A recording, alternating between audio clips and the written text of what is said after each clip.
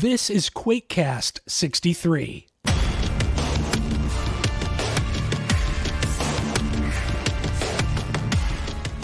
What an episode we have for you today. RC is back as co-host, and we're welcoming Kebby, who's relatively new to the Quake modding scene. Some of the projects that Kebby has worked on is Alkaline, the Quake 25th birthday pack, but Kebby has a really unique point of view and a real whimsical kind of presentation to his work. So we're going to get right into the interview. There's tons to talk about, but let's put it this way. If you're a fan of furry creatures or little plastic minifigures or foam projectiles, you're going to love this interview. I had already heard about the game, part of the classic like id library, Doom and Wolfenstein, but I'd never actually played it before. And I was like, well, let me give it a chance. And I'm probably like most people, you buy it on Steam and it doesn't work. And it's like, oh, well, I guess that's it. So it wasn't until later I played it on Easy Quake. And it's like, oh, all right. This is, kind of old retro game. And I didn't understand what like the hype was about, I guess at the time. I was playing it wrong. Like running away from enemies. I was playing it slow. I was playing it like a modern game. You're playing it like how I play it. Well, my previous experience was just like games that I knew were like from like 2004, so like Half-Life, and I was kind of playing it like that, and it wasn't the same. I'm sorry, Half-Life 2. It wasn't the same kind of game. This is more of a fast pace. Like if you play it like it's a online game, it makes more sense in the single player setting. If you go in, get close to enemies, bait out chainsaws, and moving around quickly. So I was kind of playing it like the unfun way. And it wasn't until I had played Doom Eternal that it's like, oh, hey, this is like you have to like get in there to actually like, you have to find the fun. You have to get in there and get close to enemies and run around. And you've obviously worked with other engines and different modding tools, right? Is that oh yeah, I have a list here. Let's see. Because I was always interested in getting into like game development. It's like I've been playing these games. These games are fun, but like I want to make my own stuff. I have my own ideas that I want to try to put into games. So it's like, okay, well, I need an engine. I need to be able to do that. And I had tried so many different. Let's see. I have like 3D Game Maker, Adventure Maker. I tried like modding for like Halo.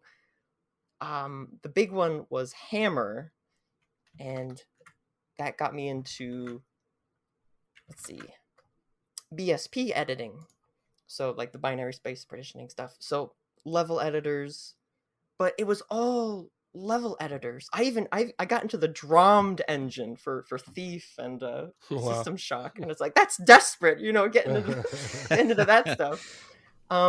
So those were all like level editors, and it's like levels. I wasn't really big on like editing levels. I want to change like gameplay stuff, and I remember not really liking making levels because they weren't fun to play. That sounds weird. Like you already knew all the surprises because like you're making your own level. You already know all the tricks and stuff and traps and stuff. So it wasn't as exciting to play my own level. Whereas a gameplay mod, you could play other people's levels with your gameplay mod, and it would totally change everything. I just made a video about like werewolf claws, and you could like scratch and jump around, and it's like, hey, you could try playing that different maps and gameplay stuff. I also didn't have much success with gameplay engines. I tried Godot, I tried Unity, I tried Unreal Engine. It's like, oh, this stuff it's way too codey. And a lot of that stuff seemed like you had to like start from scratch, or you had to use someone else's like pre-made assets and stuff, and it was very it didn't feel very custom. It didn't gel with you, I guess we could say, right? Yeah. And I had known about Trench Broom because people were comparing it to Hammer, so it's like, oh well, I'm familiar with Hammer. So I remember trying Trench Broom out a little bit. But that was back when I was still using like Easy Quake, and I didn't I didn't understand it at that point. I hadn't played any mods. I didn't know about Arcane Dimensions. I didn't know about Rubicon. That was all like before, and I didn't get it. I didn't get it. And it wasn't until I started getting into the custom code stuff. It's like, hey, all of a sudden I can make like a reskin. I can change some models, and that's what I'm interested. I'm a 3D animation like modeler, and it's like, this is what I want. That's what I'm interested in. Like everybody has their like interests. You know, Macon makes like these wonderful texture sheets and stuff, and like Marky makes wonderful maps and stuff. But it's like I'm interested in like the animation aspect, like the modeling, making creatures, making weapons, and like doing weird gameplay stuff. Right, and I was telling RC, I think one of the most impressive things is not just the modeling, because I mean, I'll get to this in a minute, but there's not a lot of modelers in the community. There are way more now, because there are some tools that allow people to use Blender a little better, and those came along fairly in recent years, right? So there are more modelers, but in general, there's very few compared to mappers or even coders. And so what's impressive about your work is that you're pretty darn good coder too. These weapons, they feel great, they sound great, they have distinctive. I'm talking about the birthday pack.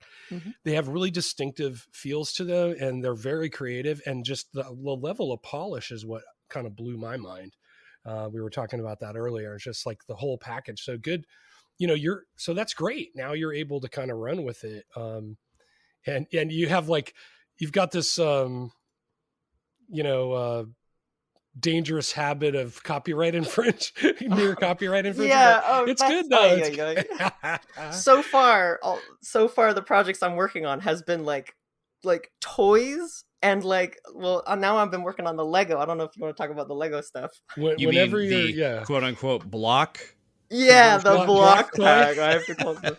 Yeah, what's the safe term for that they use in spots? I can't remember. It's like.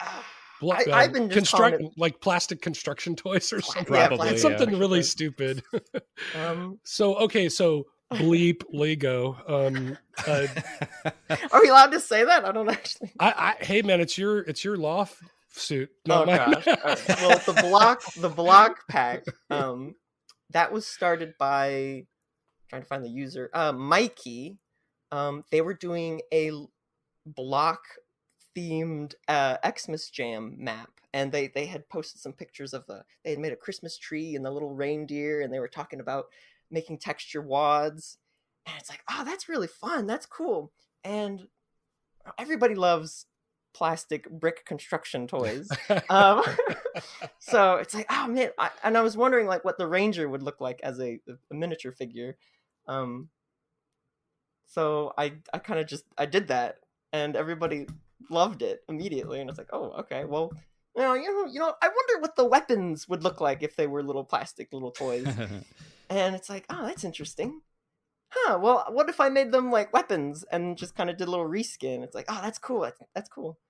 What if the enemies were also, and then it kind of just it kind of just spiraled a little bit. So I guess now I'm doing the whole thing. I'm kind of just redoing every model in the game now and reanimating it. But well, the funny things too, are you keeping the glasses for invisibility? Because that's classic. That is awesome. I love the glasses. I'm keeping that. That's funny. It looks awesome. Yeah, it's cool. It's what a project. I mean, it's pretty nuts. Now, so RC, so I always follow Kevy's stuff on Quake Mapping. That's on the Quake Mapping Discord, and I can always see. Right. And it's funny, you put a bunch of screenshots while I was really busy with personal and family life. So I'm kind of scrolling through a lot of these, and a lot of them I have not seen. I'm like, I've seen some of them, but there's some really crazy stuff. Like you have the I think they're called the Technic. Some of those gears and things, yes. And what's the other one? Bionicle arms. Yes. That's so awesome. People like that. Look, like I remember like the first when they came out, like the Toas, and it's like, oh, I remember that. Yep, my kids were totally into Bionicles and got in trouble for having them at school and everything. Oops. So, that's my boy. But but yeah, it's the attention to detail is pretty mind blowing. And so you basically, I don't care if you get sued, you can't stop working on this. However, the Quakecast cannot afford any kind of legal right. protection, so Yes. just keep that in mind. Right. We're gonna throw your ass under the bus. As Oh soon as dear. possible. Yeah, one of the great. things that I noticed immediately when I was watching the Lego block videos was the fact that you seem to have used real pieces from actual sets. And I just was telling Dump Truck, I was like, this makes the immersion that much better that you seem to have actually used real block pieces as opposed to just, creating a bunch of squares and making it look like a voxel type of thing. Right. Voxels. Oh, that'll be for a Minecraft thing. I'm gonna reuse all my armatures and skeletons. I could make a Minecraft thing. But yeah, I wanted to make sure that it was like genuine. I cheated a little bit for some stuff. Like bricks will connect when they're just like the flat bottom parts will like connect for some of the weapons. But that's all right. Yeah, that's forgiven. But I was gonna say we forgive you. Thanks.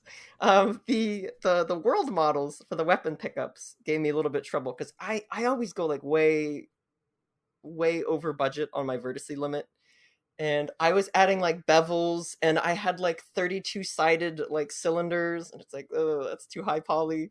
And of course, I exceed my vertice limit, and I gotta chop them up and de-res them. So it's like all the work you put into it, and you gotta like, oh, this has to go, this gotta go. You're just chopping chunks out. I've gotten a lot better at limiting myself, but I still hit that 2000 vertice limit often.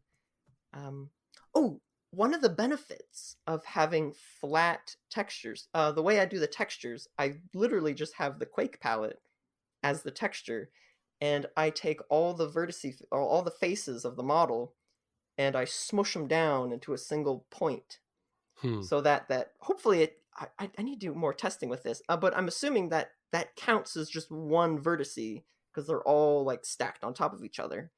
So if I want to change colors, I can just slide the UV map over one color, and I can kind of like fake shading that way, so I can have like solid faces, nice, solid colors.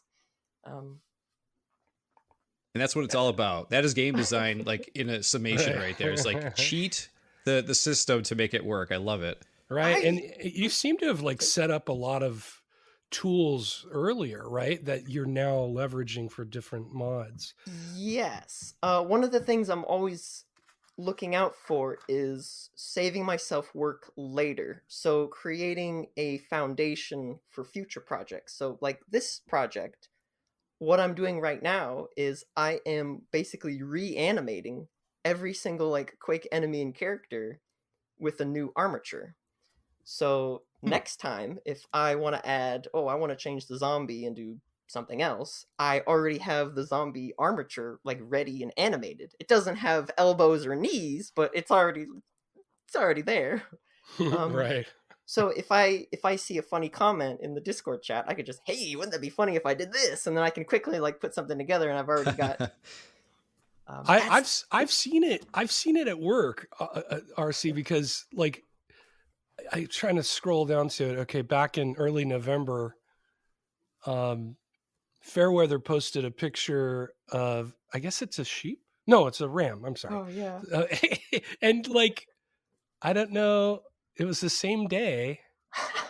I think you literally had his what am I trying to say? His avatar kind of working as a knight in the game with hooves and everything. I mean, it's like really, I could not believe what I was looking at. I was like, I have never. How long had you been working on that or something? Yes. Okay. So because I was like, what the hell? How did he do that so quickly? Okay. So like going back to like having established groundworks for stuff. I had spent about 2 weeks converting every single like Quake enemy into a single uniform enemy like UV layout. So everything from the Ranger to the Fish to the Shambler to the Shalroth and the old one, it's all one texture. and I basically mashed all the UV's textures together, so all the weapons are in this single sheet. And if I want to change any enemy, I can just change the ranger and then apply that to any enemy that I want. And I just I just kind of posted that on the Discord recently. Because I was gonna do this big like Halloween thing where it's like, okay, I can change the UV of anybody now. Okay, and I've also tested that I can randomize the skins when they spawn. So like the soldier could have it could just do like a random roll 1 in 10, and it could pick a skin from 1 to 10. And I could also randomize the model that it uses. So if I run out of like indexes for the number of skins, if there's a limitation or something, then I could just load a different model.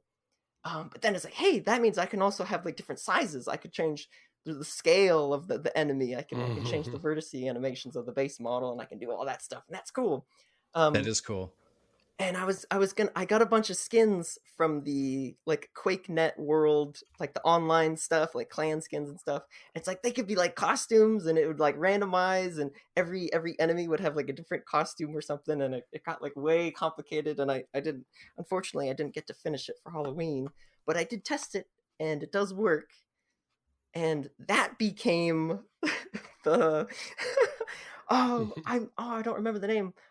Somebody had made a comment about they were joking about having the enforcer in like a fursuit, and I thought that was hilarious. And I used that as an opportunity to test like an armature puppet, a way for me to attach new mesh to the existing Quake models without having to reanimate the Quake models, because those Quake models are already animated. And it's like, okay, well, how do I attach like this like head to this like already model that exists, or like strap a tail to its back? And I did like this puppeteering thing where I have a new armature, and I parent it to the vertices of the Quake model, so it like tracks it basically. So if I want like a boot or something, like a big shoe on the enemy, I take the foot and I assign the vertices, like that's the foot, and then I attach the bone to the foot vertices, and then I have my new mesh. I merge the new mesh with the Quake mesh, and then I say that this new boot mesh follows this bone, and then I have a new boot now, and I didn't have to animate like 170 frames with the boot on there. That's crazy. That's awesome. It's kind of crazy to me, that you mentioned that, Dub Truck. You say it's crazy, but literally, like the beginning of this interview, you were like, Godot was too Cody, and then you're explaining all this stuff you're doing now, well, and my head is spinning. So, well, that's different. I like 3D animator, so like 3D motion graphic technologies. I already knew like all this like Blender stuff. So the Blender animation aspect is like not new to me. So like tricks like that, and meshing together two different textures, like taking the original texture, you double the width, you add your new texture, and then in the UV editor you scale it by half, and then everything like fits again, stuff like that. I could also blend together different where is it? I had it here. I was thinking of like big head mode. Like the enemies have like a separate head gib that they have, and the head gib is actually really detailed because it's like the same resolution as the body. So it's like, well, what if you just stick the head on the model, on like the body model, and then you get like big head mode for like like old Nintendo cheat codes and stuff. You can scale it upwards. So you make a puppet bone where it just tracks the head, and then you put the new head on there, you put the new texture in the old texture, and then hey, you could have big head mode. So all these little hacks and tricks you're talking about, these are things you're actually doing within Blender and other programs. It's not necessarily all coding, correct? No, it's not. The coding is for like animations, like custom weapon stuff. The most complicated weapon so far was that bleep and speak thing. Absolute nightmare. it was only Nightmare because I wanted something very specific, and it's one of those like, oh, I have an idea for a mod, but it has to have this one thing, otherwise I don't want to do it. And it was displaying the current letter in the alphabet Right. on the Wow. model. And that the reason that was a nightmare was because like every time you pick up ammo or like get hurt or like switch weapons, it just resets your animation to like 0. And it's like, no, stay. Right. Stay there. So damn I it. had to create like a global variant that like a variable that like keeps track of what place you're on, because I also wanted it to do a big alphabet slam at the end of the alphabet. So it has to know where you are in the 26 letters. And I also wanted the player to be able to keep their place in the alphabet so they could hold on to that big alphabet slam attack. So you're holding down the fire button, you're shooting off the letters A, B, C, D, you get all the way to Z, you let go of the mouse, you switch to different weapons, you're going through the level, and oh, there's an ogre right in front of you, switch to your bleep and speak, and then you can do your super like 26 letter right. alphabet slam thing. Yeah, they fire out sort of like an expanding plane of letters in a rows. It looks pretty cool. Yes. It's very fun. I mean, just even thinking about the coding that you did, it kind of makes my brain kind of feel bruised. But you can't even speak right now. I can't even talk. But let me ask you this: those are I know you do stuff for Quakespasm and you test in Quakespasm and all that. So these are like compatible, right? For the most part. Have you ever tried it? Any of your stuff in the older, like like the new DOS version or the? Oh boy. Have you tried it in any of those older engines to see if they would even work, or is it just no? I've tried Quakespasm Spiked, and I tried Dark Places a little bit, but I kind of didn't like some of the. It messed up some of my transparencies. It works differently. It definitely. Yeah, it's a little different. It's really nothing against. I'm sorry, nothing against Dark Places. I prefer Quakespasm. Sorry. No, that's good. I mean, just that it plays in kind of an ubiquitous engine. I'm sure the code would probably work because it's just Quake C, right? So, but that's. I was just curious. That's a nerd question. Sorry. It's all right. That's really cool. Yeah, there's some other stuff that you've done over time, and I want to get to like Alkaline and kind of being involved in things, but just. I got to say that the Quake 25 birthday pack is just really something special. It's very cool. If anybody hasn't played it, will have a link in the description, but go check it out because it's not just visuals. It's definitely gameplay, and it's a hoot, very cool. If I could talk about some of the gameplay changes, I don't know. Absolutely, no spoilers. No, please do, please do. Because there was a point where I was kind of obsessed with like making sure it was like balanced, because I didn't want to put just like a jokey, oh haha, the rocket launcher shoots nukes now, and like, I wanted to genuinely like rebalance the gameplay. So. And that's the thing I'm super interested in, because it's like you have like the nail gun and the super nail gun. It's like, okay, well, the nail gun does 9 damage every 0.10 seconds, and the super nail gun is just better. Super nail gun, there's no reason to use the regular nail gun. It's like, okay, well, how do I distinguish the difference between the nail gun and the super nail gun? And slight spoilers for some weapons. So the nail gun is now the bleep and speak, and it shoots slow moving linear projectiles, like just kind of like a regular nail. But now the super nail gun is a little like toy piano, a little like toy piano. And of course, the keys that the character presses with their finger is the actual note that is like played, and the audio sound is correct and stuff, because of course cool. It has to be. I was tempted to actually like make music play, like code a big script of like a musical notes, which is like, that's a copyright mess, and I'm not gonna go with that. But the little toy piano, it shoots these projectile notes like an arcing grenade, and the musical notes do more damage if they don't touch the ground.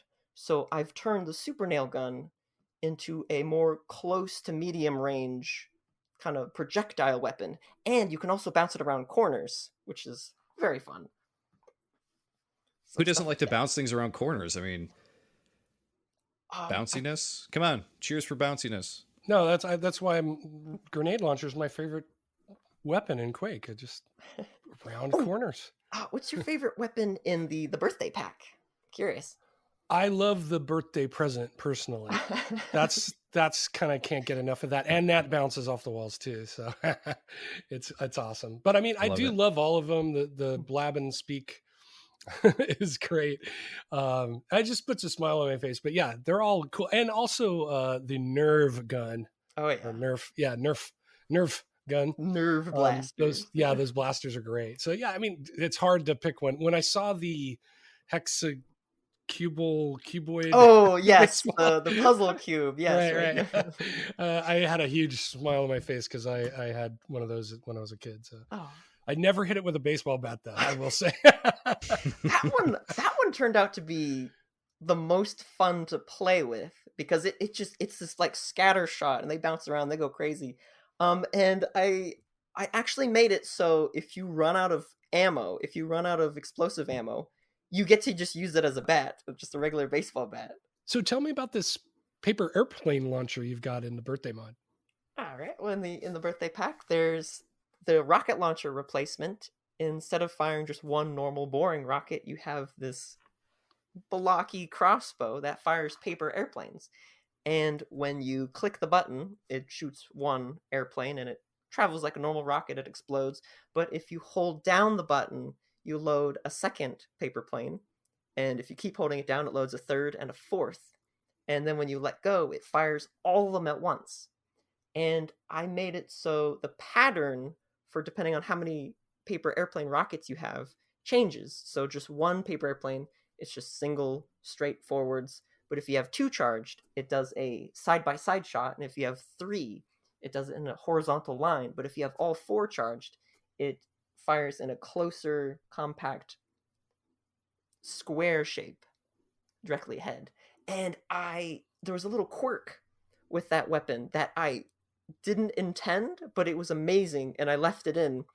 If you're holding down the button, the fire button, and you switch weapons, it stays charged. So at a moment's notice, you can switch the rocket launcher, point down at your feet, and you can just like blast yourself into the air. And also, it's very good for rocket jumping because the damage is reduced. The splash damage is a little bit smaller than the regular rocket. So if you're just using one rocket at your feet, you can do little hops. And so like you could jump over the traps in, I believe it's like episode 1, map 5, like the red cathedral building that has the wall spikes. You can just jump right over there. Nice. If you want to go a little bit higher, you use 2 paper airplane rockets. And if you want to go really far, you use 3 or 4, but you have to make sure you have enough health to do that. So if you find the pentagram of protection, you can just fly basically. That's awesome. That's cool. I like whenever you're talking about this and having played it and goofed off with it, because I played with like 3 levels. And then this morning I kind of like, okay, I don't think I saw everything. I'm just going to impulse 9 and make sure I got everything. But that's why I was trying to figure out like, how do I do that punch? But now I know. So that's very cool. But it makes me want to make a map for it. I mean, right? I want to make a map for this pack because I mean, I have just a solid wad that I use for prototyping Quake C stuff and features on Prog's Dump because I got tired of my dev textures or like gray with like a white, kind of like similar to Valve textures. And I got really tired of them looking at them like, God, I'm so sick of this. So now I just make these multicolored things. So I can totally make like an appropriate themed map for your mods. Don't be surprised if I whip one of those out one of these days. Oh, that'd be cool to see. Yeah, I'd got to get into mapping, dude. I got it, but it's like, it's a whole nother. But showing off, like having a map that like shows off all the different characteristics of the new weapons and all the changes and stuff. Like the grenade launcher is now like this little like frisbee, or not. It's like a spinning top. That's the correct legal word. It's a little like spinning top thing. Right. That's the one where you have like almost like a pull, like a chainsaw pull on it. Yes. Yeah. Okay. The yellow one. I love that one. You pull the cord and it spins fast and it zips, and that I think that one's my favorite. I reduced the splash damage, but I increased the direct damage. So you can use that thing point blank on enemies, and it kind of just won't hurt you. Mm-hmm. And that was a gameplay change, because the default Quake grenade launcher does 100 splash damage. Mm-hmm. Ogres have 200 health, so it should just be two grenade shots. But sometimes the ogres don't die from that, and it's like, that's weird. So I buffed the damage a little bit to guarantee it's always 2 shots. Great. Stuff That's like cool. That's great. The balancing to that is it travels way faster. It bounces around corners, but because of the reduced splash damage, you're not going to damage as many monsters with one shot. So like E1M3, the 3 zombies. That's like the first time you get it. Right. There's like 3 zombies right there, and if you aim for the middle one, the other 2 on the sides, they're fine. Yeah. I did that exact thing yesterday. It was day before yesterday. The projectile speed is so, you can snipe with that thing. It goes far and fast, and it's very satisfying. That's super cool. So, Kebby, I was curious because earlier you said that, before you arrived into doing these things, you kind of were already familiar with a lot of the tech that you're using. Sounds like 3D wise, right? So Yes. how did you get into that, and where did you get your education? Oh, all right. Well, let's see. I grew up watching a lot of Disney movies, so that really influenced, like growing up in the 90s. Oh, sure. Like Disney's amazing, and I was always interested in drawing, kind of at a young age, and I just draw all the time. I got notebooks full. I got notebooks behind me, just papers, just fill up a whole like printer sheet of paper, and eventually movies changed into like Pixar with like 3D movies, and it's like, what the heck is this? This is cool. And like Toy Story and Monsters Inc., it's like, this is different. And I was already playing around with like 2D animation and stuff. It's like, well, 3D, if I make a 3D model, I won't have to redraw it again. And I was thinking of how easy and convenient that would be if I could just like draw something, like make something once, and then I get to just like animate, move it around. So then that got me interested in 3D, and pretty much all my classes in college was just like 2D design, 3D design, modeling, animation, texturing stuff, and but then I unfortunately wasn't able to use any of that stuff post college, and I had to get a paying job, and it's kind of a bummer. I tried to get into freelance, but that didn't work out. By the way, I'm available. Kevin Quake. I was gonna say, yeah. We'll talk about that. We'll talk about that a little later. Seriously, All right. I do want to talk to you about something. Yeah, and you're not alone. You're not alone in that experience either, Kebby, because I know there's a lot of people that are graduating and not finding jobs, especially in the art space. There just isn't as much available out there. But I mean, it's quite obvious you have the talent here, though, which is what I'm very much in awe of. Is some of the stuff that you've created here is just amazing. It's always my favorite thing in Quake when you download a mod or something like that, and it totally doesn't fit at all in Quake. And I love that. It looks great. It has like almost its own color scheme to it. It's brightness, it's bright, it's colorful, it's fun. And it's almost as if like Ranger sent like his son in with all his toys, to to take out the monsters. And I love that kind of stuff. I love when stuff is kind of turned on its head. So I very much appreciate that.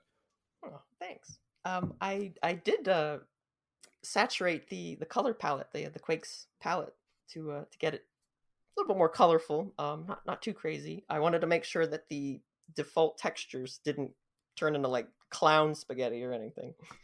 So, I kind of ran out of time. I wish I had done like more. I wish I had at least one custom map, but I was still pretty new to all that stuff. So I would have loved to add like little birthday hats to all the enemies, but that was way before I knew how to do any of that stuff. Meddling with the animations of the enemies and stuff. I had only just kind of figured out how to do weapons at that point.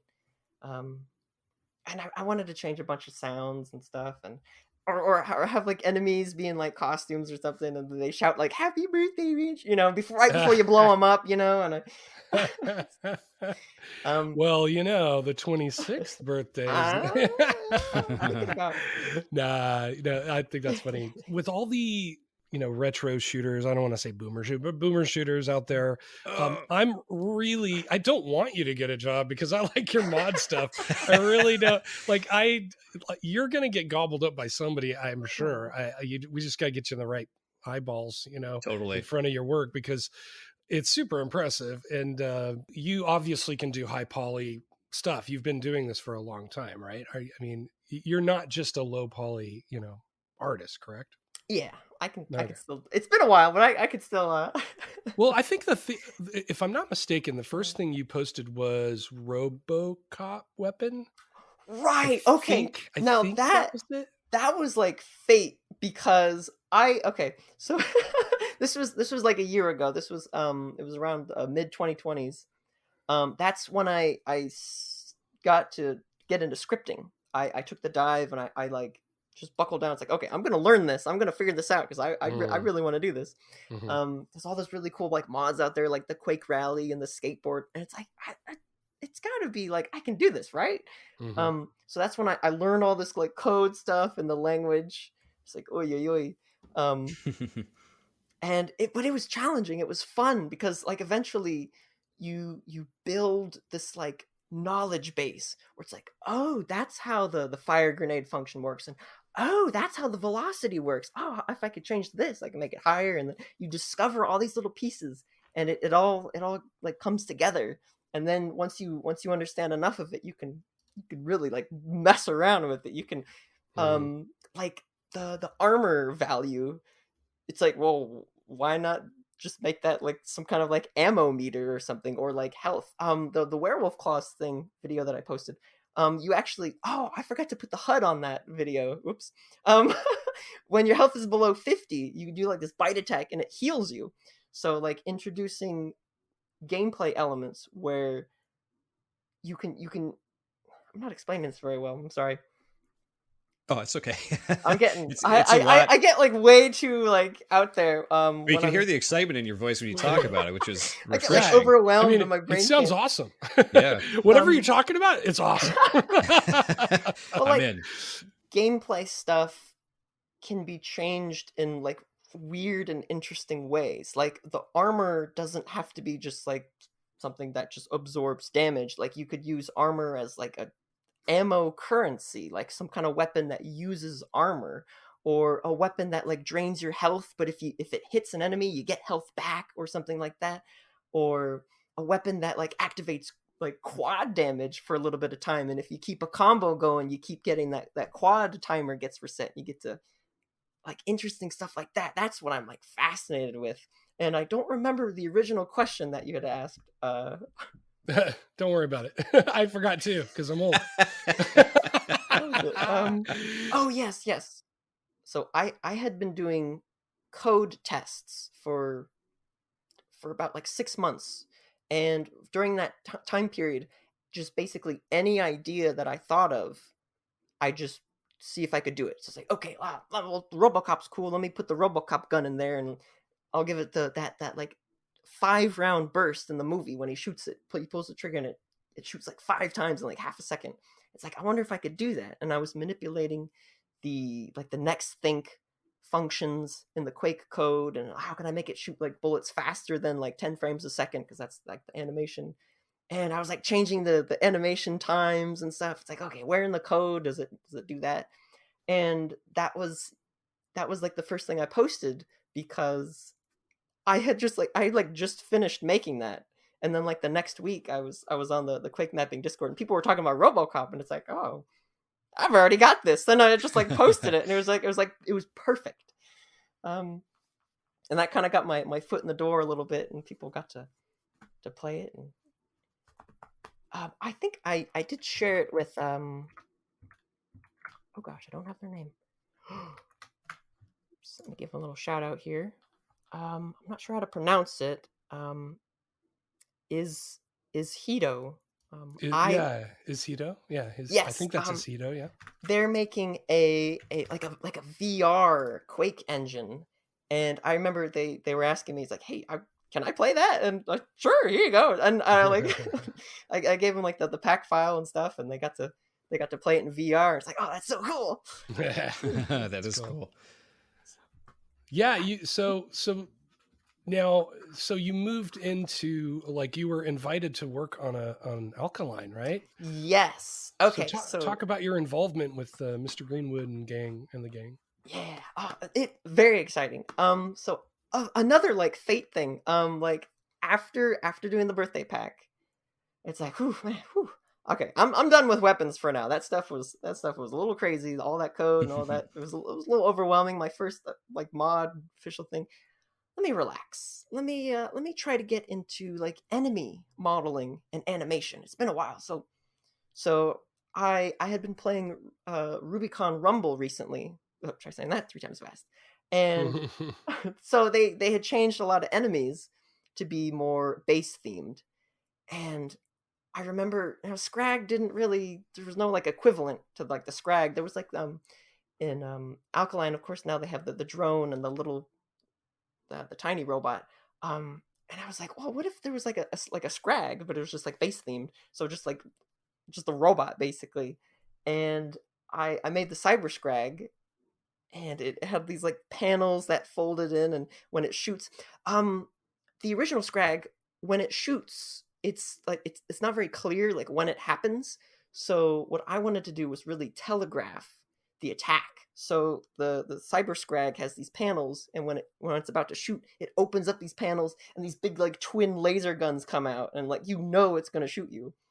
And I thought that was really cool, really fun. Doing like texture work and stuff, figuring out how to get the Quake palette onto that texture there, and make sure there's no Fulbrights or any weird stuff like that. Making sure the animation fit the timing, because I wasn't changing the code for the Scrag. I was just kind of changing the model, so I had to make sure that the animations fit the built-in frame timing. And my knowledge of knowing the code and being able to understand what the animations were, I was able to like manipulate the animations to get better results. Like the Scrag in the original game, when it attacks, there's like 14 frames of unused animation. And what the code says, it's like, okay, play like half of this animation and then play it in reverse when it shoots. And it's like, oh, that's weird. So I had to make sure that my animations kind of mimicked the way it was coded. If I was doing it fresh myself, then I just do like custom frames, and I do custom code stuff. But then that'd be a mod, and it wouldn't be a model replacement. So I had to make sure I stayed in that. So that led to the attention of a lot of people, because they were talking about Alkaline, and it's like, oh hey, Alkaline, here's a robot like base themed Scrag. Here you go. And there's like another like, that's like perfect. I already had like, I basically just like people on Discord, like they'll talk about something, they'll make a joke about something, and it's like, I have that, or I can do that, and I just like upload it like the same day. It's right. Like, where'd you get this? You're just riding that wave of consciousness in the Quake community. Yeah. That's awesome. That's great. So now you did some texture work as well for this new release. There's a new release that just came out. Yes. I was helping Greenwood and the gang with bloody skin variants, which was a lot of fun. So basically, just painting the enemies red and fixing those Fulbrights, that red blood layer on the Quake palette. There's a couple colors that match the Fulbright fire red on the bottom bar. It's like, you keep getting Fulbrights on the blood. It's like, no, get out of here. So there was a lot of fun to figure out and work around. I don't know if you saw the Frogman model. I don't think so. The Frogman. Oh, yeah. Well, in the original, right? Yes, in the original, I believe it was a model from Malice. Correct. Yeah. Which a lot of the models in Alkaline were from. But that model was was in need of some repair. The shoulder areas were weird. There would be like a 4-sided polygon that merged into a triangle shape, and when he bends, everything gets jumbled up and messy. There was like holes in his like torso and in the back. It's like, oh no. And the spear gun was just like a gray box that was like, so I was doing like paint skins and stuff, and it's like this model could, it could use some work. And I remember we changed the color to like a blue, like a darker blue color, and it's like, all right, let me just delete the shoulder vertices, and I'll reanimate them by hand. And I gotta fix like the torso area thing, and the gun could use a change. Let me just delete that gun and make a new model, add on my new texture, and use my puppet tools, and I can put a new model into the existing model without having to reanimate the whole thing. But I did have to do a lot of tweaking to make sure everything fit nicely. And it was a lot of, I feel like it was kind of a, not a wasted effort, but like, it's the Frogman enemy. I don't know. Hey, it depends on how much you like frogs, I mean, right. There's probably people out there that are like, this is amazing. I love frogs. Well, that's great. So I mean, I'm just now seeing the Killer Werewolf, because I didn't see it. You posted it since I was visiting the page, so I'm just catching up visually on this while we're talking. But it's pretty crazy. They're great.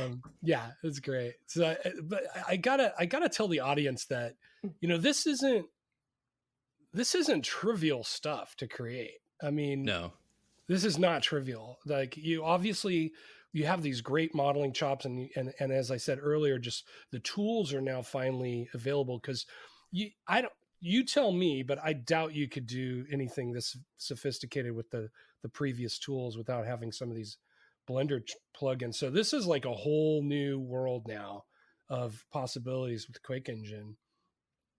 I mean, correct me if I'm wrong. You really couldn't do some of this stuff with QME, right? I don't even know what that is. Oh, Quake model editor.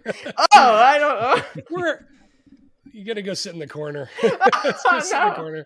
I'm sorry. No, because like I said earlier, there are just barely any modelers, and there's more now, definitely. Oh, there's Mad Fox, right? Right. Well, Mad Fox is a legend, right? Oh yeah. He's got an ogre playing the organ, and just like countless crazy modelers. No, but I mean, like, a handful, like just a couple people. And now with these new plugins, we're starting to see all kinds of crazy stuff. So I think very much like when people see Arcane Dimension on the mapping side, I think people that with some modeling interest are going to see your work and just be blown away and start trying to one up you. So it's such a great development for the modding community. It's so cool. Have you messed around with any of the MD5 stuff yet for the re-release? For the re-release, I was able to load in models, but I'm unfortunately not able to get their armatures, like the animations. And if I could import a fully rigged, like the bones animated, that would save me a lot of work. I wouldn't have to like, it's already animated. I wouldn't have to like start from scratch. But I've not been successful in importing that. So if anybody knows a fix. Now, is that just a technical issue, or you think it's just because the models, so in other words, the MD5 models that came with the re-release don't have that data that you need to. Well, it's weird. Because with Model 1 files, everything's baked together. The textures, the vertices are animated, and it's all together. But MD5 seems to separate like the model, materials, and animation. So if you want to like import that, you have to kind of import them back one by one. And the models include the armature, but the animation files are different, and I don't know how to put the animation file like into the bones to make them move. It's a weird issue I'm having. Wow. Well, luckily we have some, id people and machine games people on the server, so maybe we could solve that for you. Because how cool would it be to have like some Kebi stuff in the re-release? You know, Oh more people man. get a Oh, chance to play with it. I've been looking into the re-release code. I'm trying to get like a Quake code compatible with the re-release. I'd love to be able to have the birthday pack and the upcoming block pack in the re-release. Yeah. Like a downloadable mod or something. I don't think they're going to be official. No, but not. Oh, of course not. Yes, people will be able to play them. Yeah. Yeah. I just love that new update. I have not fired it up, but I read all the stuff and I've seen screenshots and some videos, and it looks great there. So I love that it wasn't just released and forgotten. There's stuff coming out now. Oh, yeah. So that's very cool. The horde mode is super fun. I don't know. Yeah, I haven't played it yet. So good. RC and I have plans. Yep. Gonna be checking it out very soon. Oh yeah. Well, that's cool. So what next? Now, you had mentioned that you possibly you have a really whimsical sense of humor and super creative stuff, but so you said you might be going in a different direction a little. Oh, okay. Yeah, in my like pre-interview paper, I was joking about like, oh, I'm making all these like kid weapons and stuff. Next time it's gonna be like rip and tear, ultra gore, like super brutality mod. It's gonna be there's picking an idea. That's the hard part. Because like I've got like lists of ideas for like wacky stuff I could do, but just like picking an idea and sticking with it until it's like finalized. So I think I'll be doing some more smaller like tests, kind of just like 2 or 3 day like, oh, I've got an idea. Let me just see if I can do it real quick and see how it looks. Something like I did like a little the alien pulse rifle. Somebody was 3D modeling in the Discord, and they were showing off their progress. It's like, oh, that's really cool. It's like, I want to see that in Quake. So I already had made a like FAMA's Master Key like weapon pack thing, based on the Killing Floor 2 FAMA's weapon that they added. I was a little unhappy with the animation, so I was like, I could do that myself. And I did it in Quake, and then I already had that foundation, like going back to the pre-established projects. I already had a base. I already had like a mod base of this like weapon with like alternate fire modes. I wanted to see if I could do like the iron sight scope and have a melee bash and reload, and it counts your ammo, and there's muzzle flashes and shell casings that eject and tracer lines and all this, and a laser sight thing.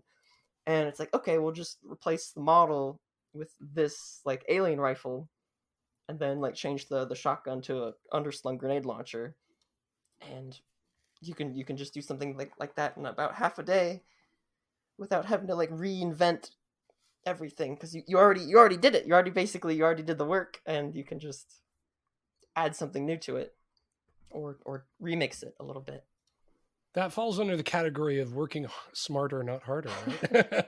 That's great. That's really cool. It's just this is the kind of stuff that happens where it's like I'm trying to sleep, and it's like 1 a.m. and it's like, I had made that the werewolf claws thing like a year ago, and I had just did the alien pulse rifle recently, and then I was thinking, hey, the werewolf thing, it's got claws and it can jump really far, and when it bites there's like the teeth that chomp down.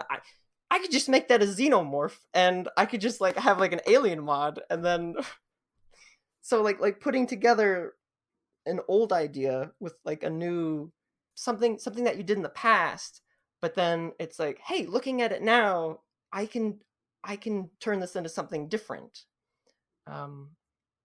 Like playing the horde mode for the Quake re-release, I was reminded of like the Doom Eternal battle mode, and it's like, oh man, hey, wouldn't it be cool if like there was like an online mod where you play as Ranger, and then somebody's playing as a Shambler, or somebody's playing as a Death Knight or something, and it's kind of like a battle mode, and it's like, hey, what if you could just use like the monster's weapons? And I was thinking of like enemy monster pack, where you get like the chainsaw grenade launcher, you get like the Death Knight sword that shoots fire, or you get like the Shalroth, like the purple homing orb thing, and you could have like, it's like, oh, that's an idea, and then you write it down, and then it's like, okay, well, back to what I was working on before. Right. I bet you that notebook's pretty filled up. Oh yeah, no kidding. Oh, yeah. That's very cool. I'm in for that mod though. Whenever that comes out. Yeah, I would dig that, especially like multiplayer. If you could, is sort of like a Left 4 Dead type of asynchronous, not asynchronous, asymmetrical kind of combat where people are chasing people around. I sent you a link for the Alien Quake mod, and I don't know if you've ever heard the term foxed.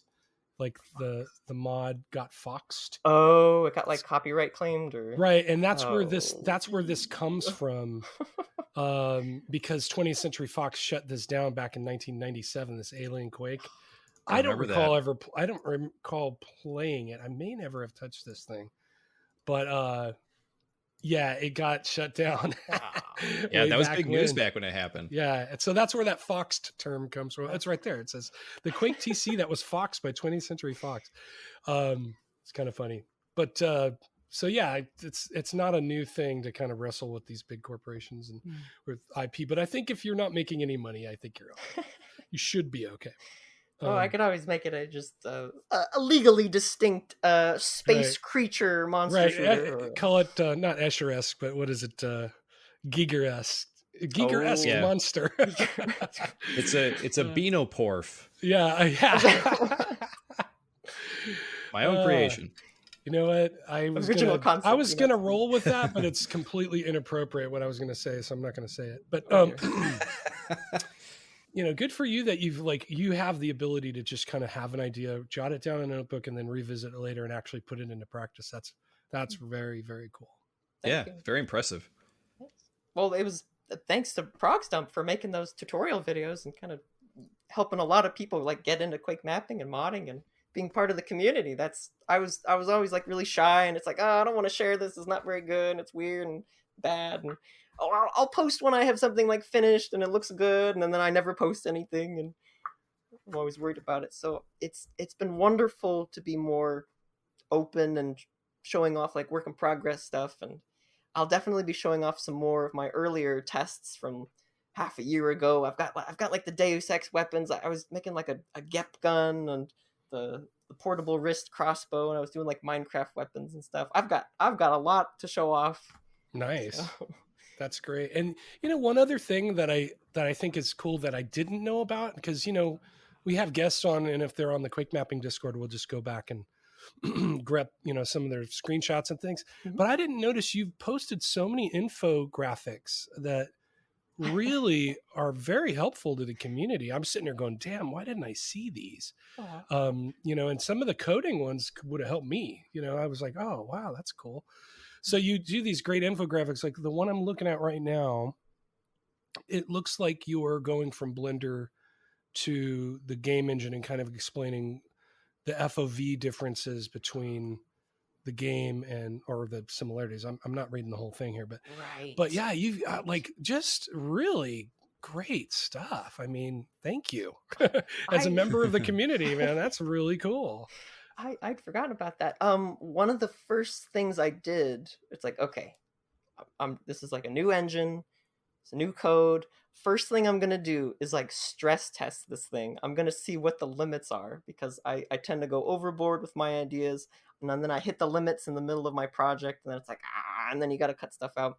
So the first like month and the weeks following after that, I was like, okay, how many vertices can I have? How big can the textures be? How many colors can I get? And what can I get away with? Like, how high can I make the frame rate before it like crashes or something? So I was doing all these like tests and experiments, and I believe, if I'm remembering the image that you're seeing with like the colored lines and the height difference, there was a command like FOV adjusted 1, and that like sets the weapon so it doesn't like move up and down and stuff. And it's like, well, if someone's playing the mod, how do I make sure that they have that like setting enabled so it looks the way that I like designed it to look, and the differences and stuff like that. No, and you shared it with people. That's the difference between you and other folks. So they figure stuff out like and just move on. But it seems like it might be part of your process that you want to have this information, because how could you fit all this in your brain? Do you want to talk more about the block pack a little bit, or that's kind of currently what I'm currently working on? Of course, yeah. I mean, mean, definitely. I mean, definitely. Like what's the status of the block pack? Like how much more work? Yeah. I believe I'm over halfway with remodeling, reanimating, not retexturing, but the enemies. So I recently finished the zombie, and I don't know if this is spoilers. I kind of want to wait till the video's out. But it's a little more skeletal than you might remember. Nice. And I'm working with I'm trying to like redo the Shambler, and I'm taking some inspiration from like some of the Lord of the Rings sets have these like trolls, and I'm trying to like figure out how to model those like distinctive. It's like it's curvy Lego. Oh, I can't say like it's like. Let me try again.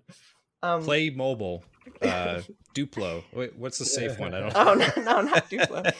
Like these trolls, like their arms, they're like curvy, but they have a very distinct like angular design where like the corners come to a crease, and I'm trying to mimic that with the block pack here. And I want to make sure that the gibs and the gore is also like blocky, so like. And I want the blocks to be correct. So if you blast a soldier, the soldier's gun should go flying, the soldier's helmet should go flying, the face should be the same. The textures currently are kind of just work in progress. It's just there as like placeholder. It's just the ranger kind of as every enemy again. But creatures like the fiend and the scrag, those are made of bricks. Those are made of the little plastic blocks. And I didn't go for like a minifigure look. The fiend is the one that has the some of the am I allowed to say bionicle parts? Yeah, sure. I think you're okay. Listen, you say whatever you want. You say whatever you want, and you deal with it later. No. See, you can't get a job because you got to do all this stuff. Well, I've only been able to. Well, I don't know if I should say this, but I've only been able to do this because I'm currently between jobs at the moment. Otherwise, I literally would not be able to do any of this. There would be no block pack. Like Dump Truck was saying, I mean, this stuff is top notch, cool stuff, man. And I think when a company will recognize that passion and the talent, I don't think you're going to have any trouble finding something eventually. That's it for this Quakecast. Thanks so much to Kebby for joining us on the show. Thanks to RC for joining me again. It's always fun. Thank you to Michael Markey for this fantastic music, and we will see you on the next episode.